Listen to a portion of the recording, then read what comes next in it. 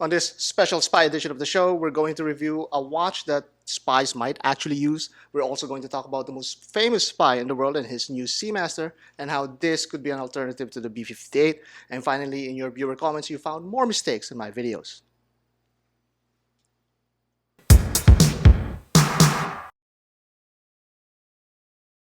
We often review some unusual watches in the channel, but this unusual three-hander may actually be the one that will top them all off.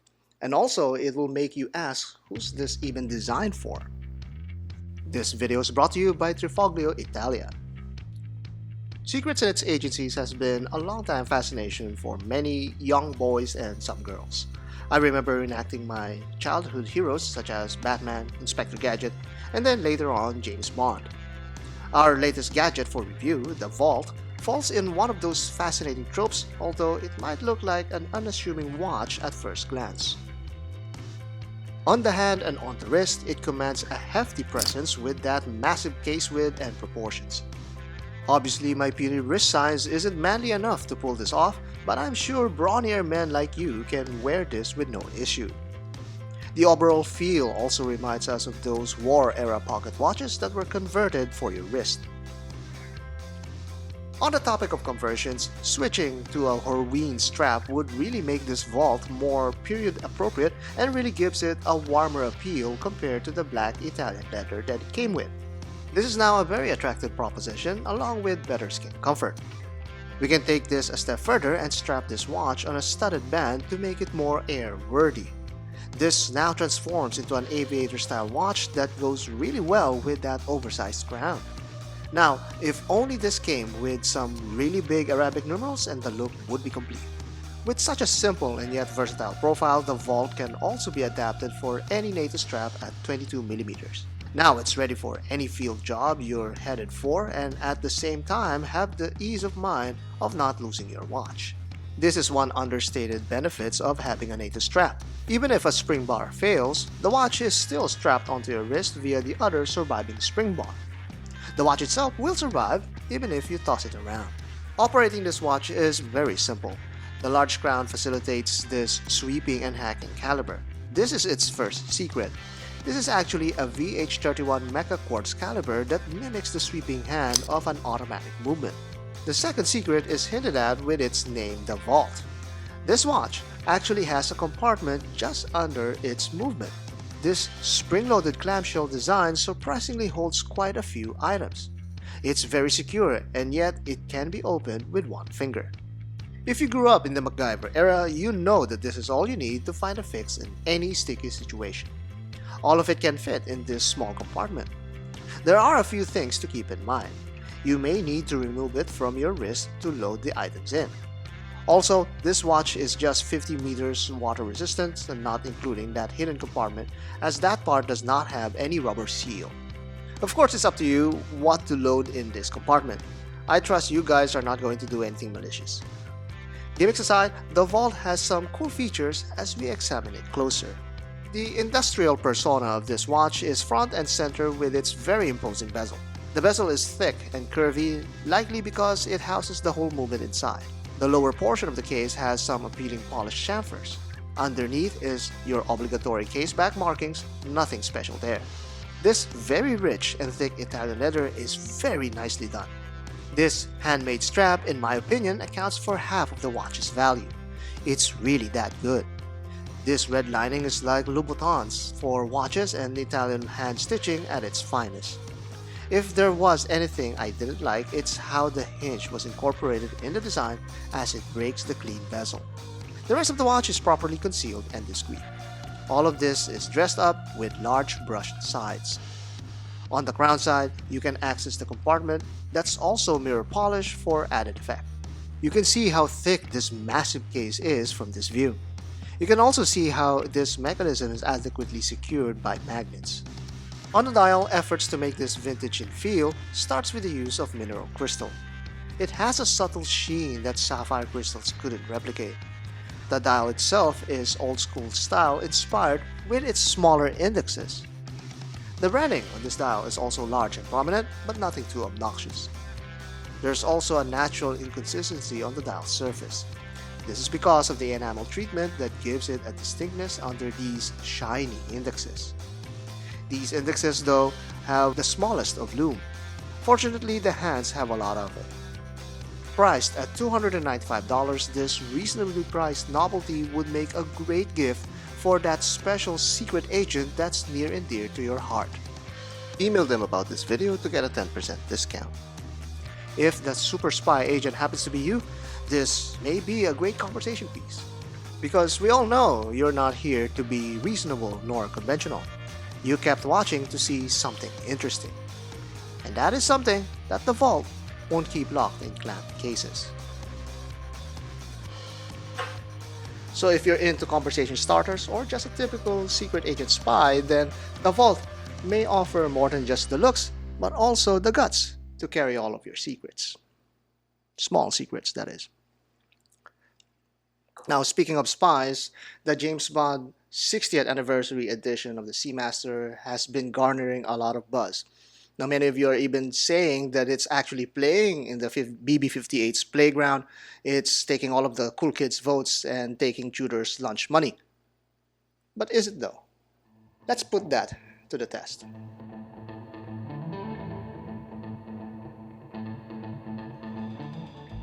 A couple of viewers noted how the new 60th anniversary 007 Seamaster looks awfully like the blue Tudor Black Bay 58. One even remarked how it's inspired by Omega's rival brand. There's some justifiable reasons about it. Both are steel bracelet and cased watches with a very similar blue tone for the bezel. Then there's the blue dial that also has somewhat of an understated surface and a large block of text at the upper half. Another big similarity is the high contrast indexes that utilizes mostly batons and circles. The bracelet was clearly different, and it would have drove the comparison home if the Seamaster used the regular bracelet. That's where the similarities end. Let's put them together side by side. The biggest departure is actually the 3mm of case differences between the two. The Seamaster really wears bigger than the BB-58. Add the much maligned helium escape valve and extending crown guards, and the visual half of the Seamaster would really clash against smaller wrists, unlike the BB-58's slender proportions and smaller dial. What the Seamaster makes up for the size also equates for deeper water resistance, with it being rated at 300 meters compared to just 200 meters of the Black Bay. Moving on to the calibers, the 8806 has a lot to offer against the MT 5402. But Tudor would more than hold up its ground in this arena. While both are chronometer-grade movements, the 8806 can only hold up to 55 hours of power, while the 5402 can last up to 70. Omega makes up for it with this new, cool animated caseback that really blows away this boring, solid back of the BB-58. Bear in mind that Omega had to modify its movement to animate this part, as it's connected to the seconds gear of the watch. And then there's the value proposition. The 60th anniversary 007 Seamaster will set you back $7,600, while the BB-58 will cost you just $4,100. That is a massive discrepancy. So, if you had $7,600 burning a hole in your pocket, you can literally walk into a Tudor AD, walk away with a BB-58 plus a BB-41, and have enough change to send me a Seiko 5 Sports. It looks and sounds beyond reason, but watches like this throws reason out of the window as it brazenly flaunts its price tag. Forget about the idea of walking into an Omega boutique and walking away with this watch in the same day either. But Omega can afford to do so because they are not just offering you what Tudor Black Bay is offering, which is an affordable, more playful Submariner for the smaller wristed crowd. This Omega is trying not just to appeal to the Seamaster crowd, but also the James Bond fans. Omega aggressively goes after the younger collectors that are just now developing their horological taste, influencing them well into the decade. All the while, Tudor has seemingly stopped being relevant outside of the watch sphere and their partnerships with David Beckham and Jay Chou.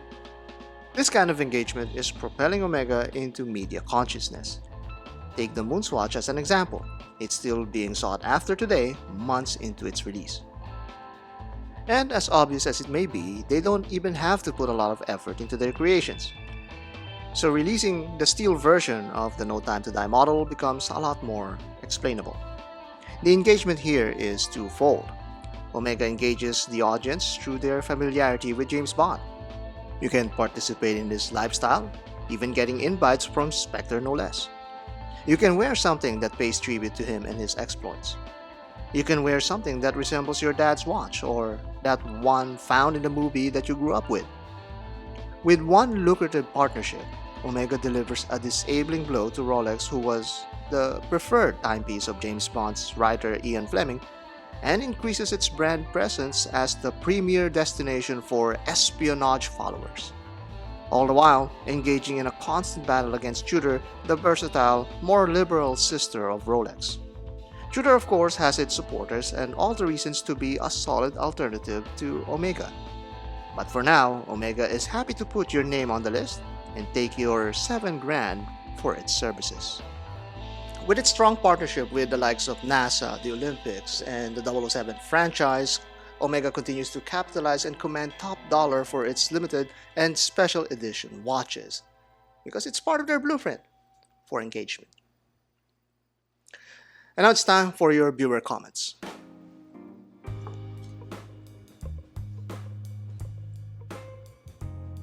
We have a lot of the James Bond 60th Anniversary Seamaster comments, but let's begin with the Rolex related video comments that I garnered here.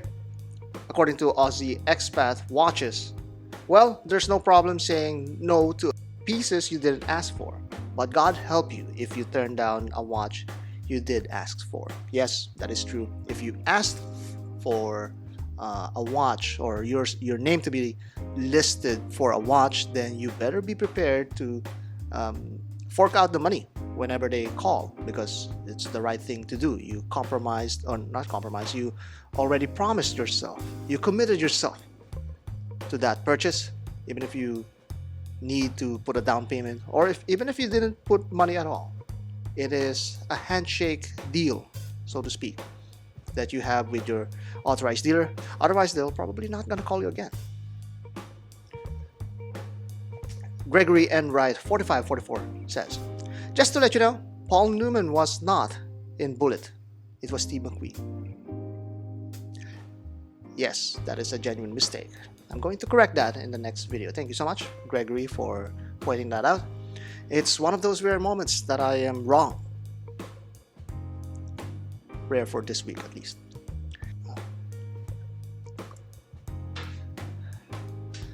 Azan Ghana 1973 says, sorry, this watch is too big. I like that they omitted the red from the text dial, making it more monochrome. In my view, this is the reason the green S&P is such a hit. Definitely like it, but we'll see if I pick it up. Yes, he is still talking about the Seamaster 60th Anniversary Edition of James Bond, and I also like that it was monochromatic with its dial and removed that red color on the Seamaster. That is also a very good move from Omega. I like that. Well, why do we like that? Well, one, it makes it different from the regular Seamasters, and two, it's a lot more vintage looking, because most vintage watches tend to be monochromatic, as well the restrictions and the limitations of printing back in the day. But nevertheless, it's a good combination for the dial.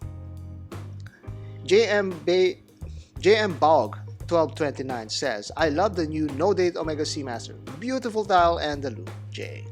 Yes, having that no date configuration actually helps with the Seamaster. Well, with this Seamaster, it's the same as with the Necton. That made it more appealing to many of us, not just for the symmetry, because we know that the Seamaster also had variations that had the date, but it's also symmetrical already, being at the 6 o'clock position. But nevertheless, some purists tend to like that there's no date, because a date is not necessary for a dive watch, because who's going to look at the date while you're underwater? But nevertheless, you're not going to dive with this watch anyway, and it's really more for aesthetic pleasure that we find this nice reaction, this pleasant reaction to not having a date on it. Chrono says, I like it. Never was a fan of most of the previous ones that were so literal in their 007 branding and tribute. Just too in your face, many of them. And I feel that almost it's cheesy to wear. Perhaps my favorite in somewhat the recent past is the Spectre Seamaster. Then maybe the No Time to Die from the last movie. Yes, so he is also echoing his sentiments that a lot of these limited and special edition watches for James Bond are really tacky and really deliberate and in your face with their branding. The 007 on the dial, the 007 on the indexes, the 50 on the bezel, which we're going to talk about later also. These are too obvious. Some of the better tributes are actually subtle, unless it's meant for a cartoony character like Super Mario, for example, with Tag Heuer. That works because it is a cartoony and hilarious character to begin with. But for someone who's kind of serious, even though it's fantastical at times, like James Bond, it's still preferred to be a lot more subtle. And that's why he likes also the Spectre Seamaster, because it's very subtle. You barely see any 007 both on the front and at the back. So that's something that hopefully Omega takes cues even more in the future. And from the latest Seamaster, it seems like they're doing that. Patrick Jean Philippe 17679 says, oh my goodness, all of these names. Nice summary video. I would have preferred an identical watch to the No Time to Die, but in grade 5 titanium. Okay, and then he lists all of the things that he wanted to about this new Seamaster, but the main thing about that is a grade 5 titanium. Okay, he wanted here a grade 5 titanium Seamaster that is a step up from the current titanium No Time to Die version, but also he wanted titanium main plates and titanium winding balances, screwed white gold weight, and so on. Now this would really, if not double the price of the Seamaster if this actually happened. But I actually agree with some of his ideas, because if you did the Seamaster in grade 5 titanium, you'll be able to polish some of its facets, which would go well with this kind of setup, because it is trying to continue the DNA of the previous Seamaster, which had polished chamfers and that lyre lug, compared to the No Time to Die, which is mostly flat and matte, you know. So having it in grade 5 titanium would really make it shine, so to speak.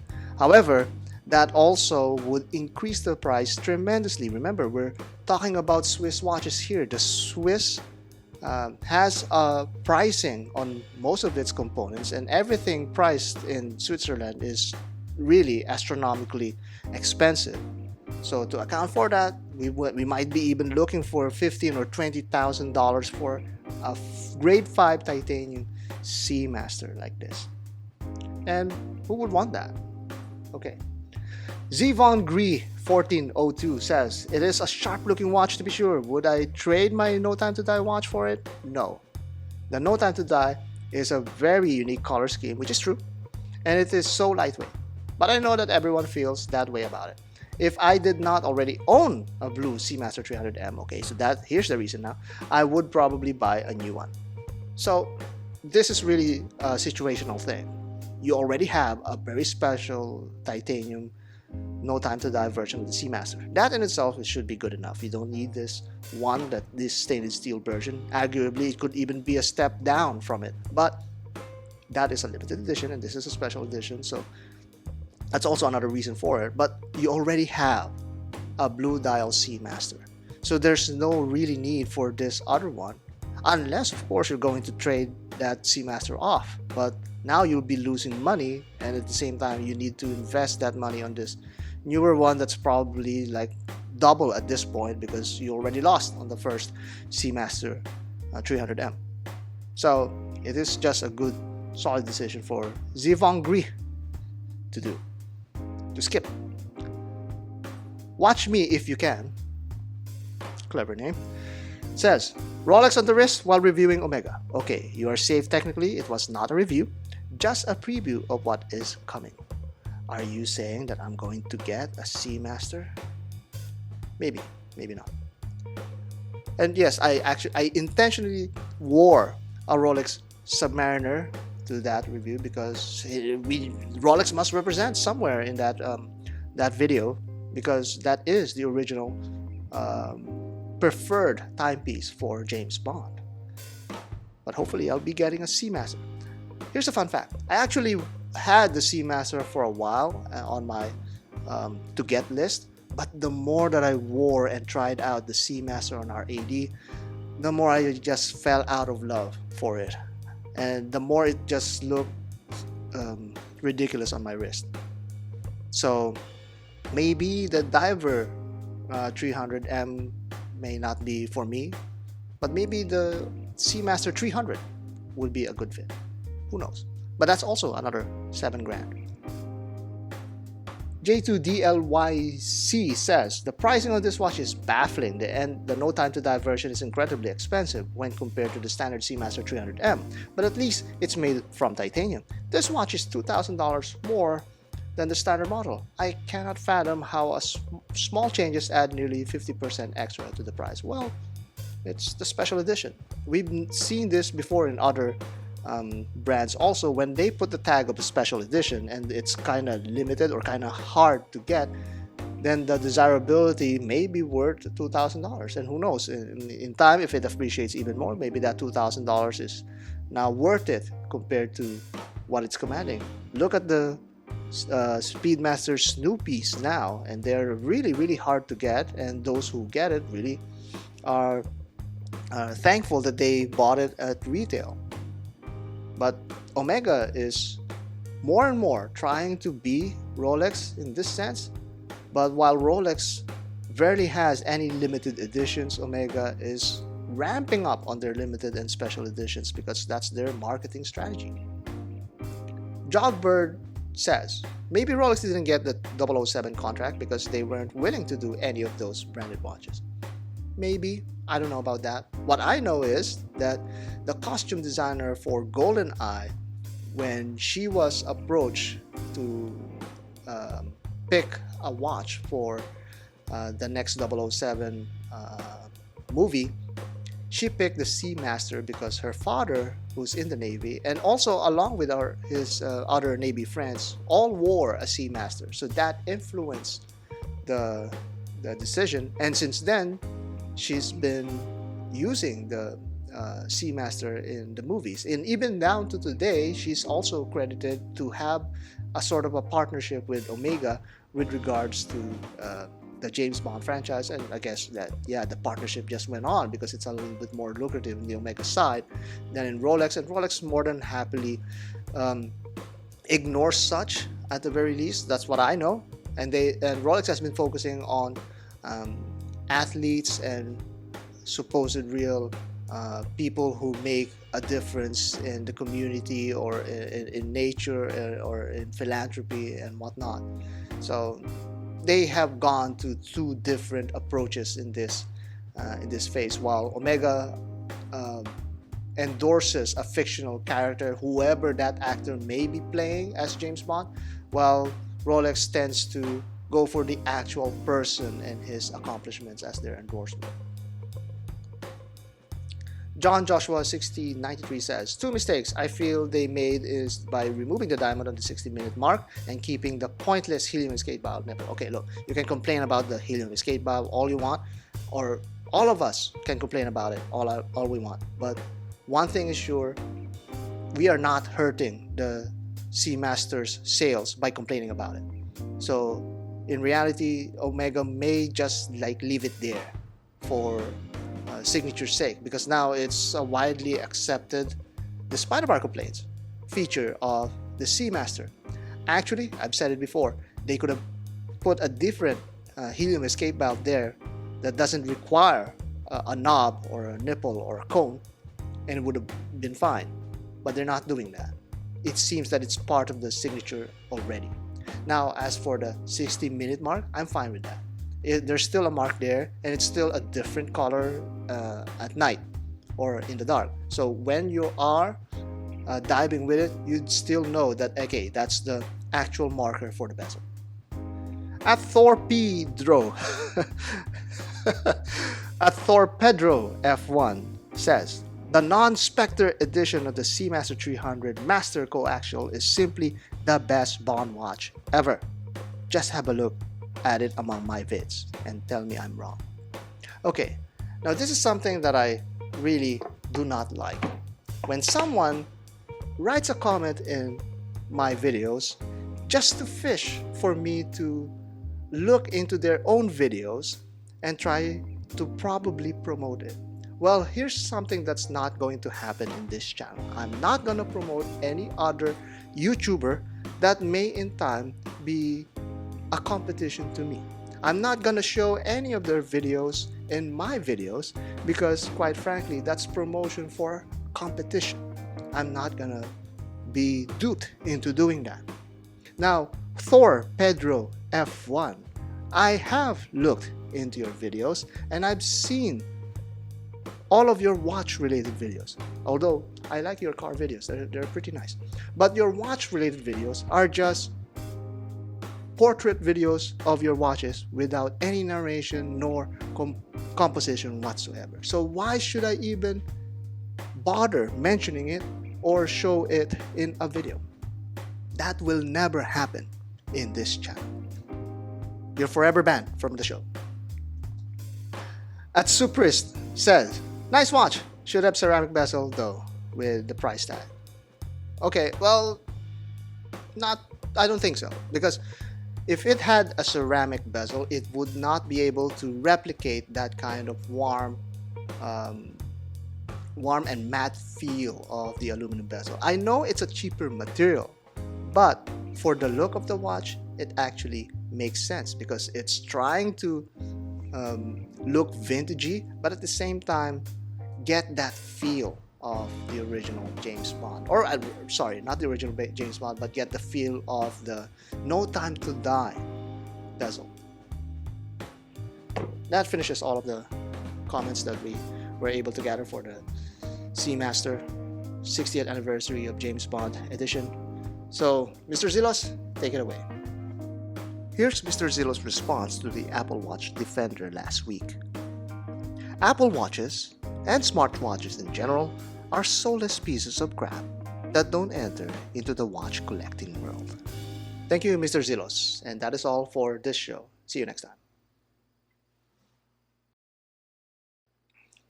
James Howard 9700, Alessandro Gualtier 7198 says, what is this? DBI watch? Oh. D-Buy Watches Douglas Hamner